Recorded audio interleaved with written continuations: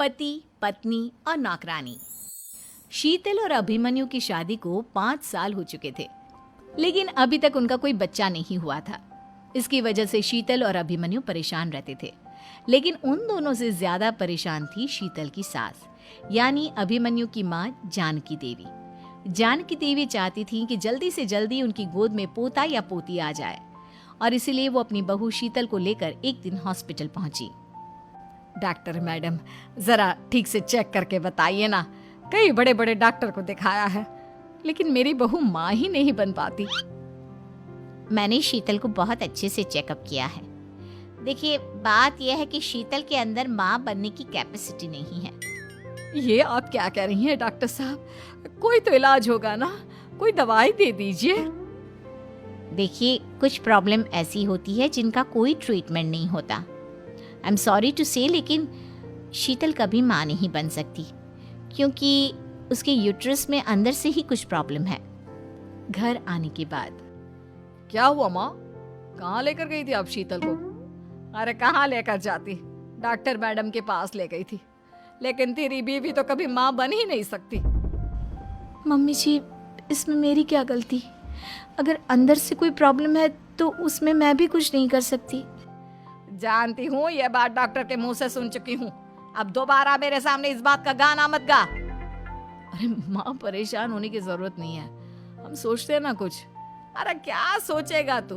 जब डॉक्टर कह चुका है कि तेरी बीवी माँ नहीं बन सकती, तो बता क्या सोचेगा तू? कहाँ से लाएगा बच्चा? माँ, ये तो मैं भी नहीं जानता।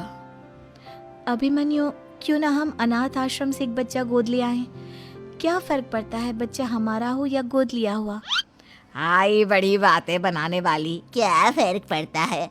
अरे क्यों फर्क नहीं पड़ता? मुझे इस वंश को आगे बढ़ाने के लिए मेरे बेटे का खून चाहिए, किसी दूसरे का नहीं। लेकिन माँ, आप जानती हैं कि ये अब पॉसिबल नहीं है। मैं कुछ नहीं जानती। मैं किसी पराये की औलाद को इस घर में अपना पोता या पोती बन के बढ़ता हुआ नहीं देख सकती। मेरा वंश मेरे बेटे के खून से ही आगे बढ़ेगा। लेकिन मम्मी जी, ऐसा कैसे हो पाएगा? आप अच्छी तरह जानती है ना, मेरा और अभिमन्यु का बच्चा नहीं हो सकता। तो मैं अपने बेटे की दूसरी शादी करवाऊंगी, और अपनी दूसरी बीवी से ये मुझे बच्चा पैदा करके देगा।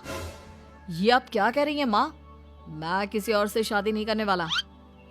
मेरे रहते हुए आप अभिमन्यु की शादी किसी और से करवाएंगी? मम्मी जी, आप ऐसा कैसे कर सकती हैं? तू बस देखती जा बहू, मैं ऐसा कैसे कर सकती हूँ। कुछ दिनों के बाद, अभिमन्यु, मैंने तेरे लिए लड़की ढूंढ ली है। माँ, मैं आपको कितनी बार समझाऊं, मुझे किसी से शादी नहीं करनी है। पहले मेरी बात सुन। ये जो चमेली है ना, हमारे घर में काम करने आती है, वो तुझसे शादी करने के लिए तैयार है। मम्मी जी, आप अभिमन्यु की शादी एक नौकरानी के साथ करवाएंगी? वो इसलिए क्योंकि चमेली दिखने में बहुत खूबसूरत है, बच्चा भी सुंदर ही होगा। मम्मी जी, लेकिन एक बच्चे के लिए अपने बेटे की शादी नौकरानी के साथ करवाना, क्या ये सही है? अगर अभिमन्यु ने शादी नहीं की ना, तो मैं अपनी जान दे दूंगी। अब देख लो, अगर तुम्हें अपनी माँ की जान प्यारी है तो तुम्हें इस नौकरानी के साथ शादी करनी ही होगी। इस तरह जानकी देवी अपने बेटे अभिमन्यु की शादी नौकरानी चमेली के साथ करवा देती है। कुछ दिनों के बाद, नौकरानी से मालकिन बन के तो मजा आ गया। अब तो मैं इस घर की मालकिन हूँ। देखो, अपने आप को ज्यादा मालकिन समझने की कोशिश मत करो। एक बार तुम्हारा और अभिमन्यु का बच्चा इस दुनिया में आ जाए, उसके बाद तुम इस घर से हमेशा के लिए चली जाना। अरे जाओ जाओ, किसी और के आगे बातें बनाना। एक बच्चा तो पैदा नहीं कर सकी, बढ़िया आई। जाओ, जाकर मेरे लिए कॉफी बना कर लाओ। नौकरानी मैं हूँ या तुम?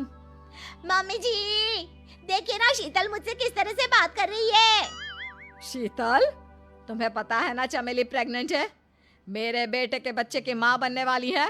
वो जैसा कहती है वैसा करो। लेकिन मम्मी जी, वो मुझे नौकरों की तरह ट्रीट कर रही है। अरे तो करेगी ना, वैसे भी बहू तुम हो किस काम की? एक बच्चा तो पैदा नहीं कर सकती। जाओ, अब घर के सारे काम करो और चमेली को आराम करने दो। थैंक यू मम्मी जी, भगवान आपका भला करे। आप नहीं होती तो मैं नौकरानी से महारानी कैसे बनती। देखो, तुम्हें जो चाहिए सब मिलेगा। खूब खाओ।